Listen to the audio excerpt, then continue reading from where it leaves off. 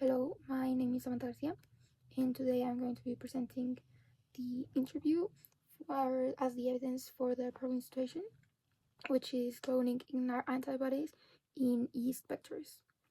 Firstly, we start with the use of yeast vectors. These are widely used in genetic engineering as they have the ability to incorporate fully sequenced genome, and there is no need for post-translational modifications like it is in the case for bacteria, since they are eukaryotic cells rather than prokaryotic. We also discussed during this phase the characteristics of IgNAR antibodies, which have 5 constant domains and 1 variable domain, which makes it of high interest for its use. Since it has a high stability and binding capability, and it is very precious for its applications from therapeutic applications to diagnostics. We also chose an mRNA sequence from a shark, which was later integrated into a vector during the following phases.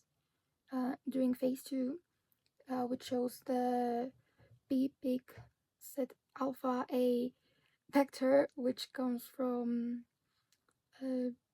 Pigia yeast.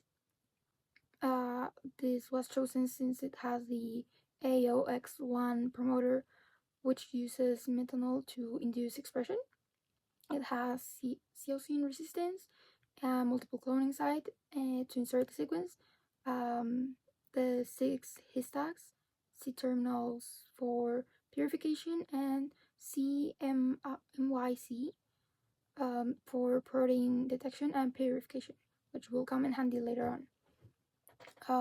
We're also using an integrative vector. This means that it is easier to get more copies of these, since it depends on the integration events rather than on the plasmid replication. In section 3, we're still in section 2. We use to amplify the IgNAR sequence through PCR by using the corresponding primers and enzymes that also have to be compatible with the main cloning site enzymes that can be found in the Pigia vector. This will allow the integration of IgNAR in the ligation and growth in C-on-C plates to allow only competent cells to grow. PCR can be performed to confirm the presence of correct integration of the sequence we're looking for. During section 3 now, we talked about the yeast transformation and the process it would be required, which would be to firstly start with linearizing the vectors and to grow it. To create competent cells, it would be put through electroporation, which was proven to be a good method for yeast. More specifically, these BT2020 alpha A vector we're using. Then, to verify the transformation, it would be important to perform a colony PCR, and if it is a case of a correct transformation, we can then activate the AOX1 promoter by using methanol to promote the use of the secretion of proteins, and the proteins desired can be detected using the Western blot. And if it is a case that there is protein we're looking for, we can perform an ELISA assay, which will help quantify the proteins we're producing.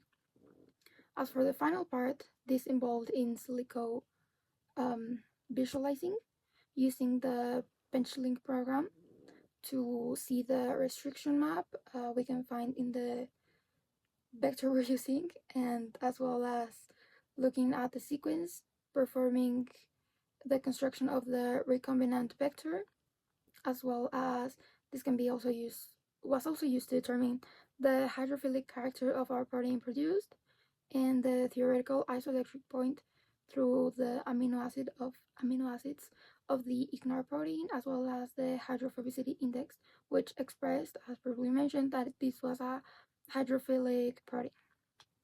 Thank you.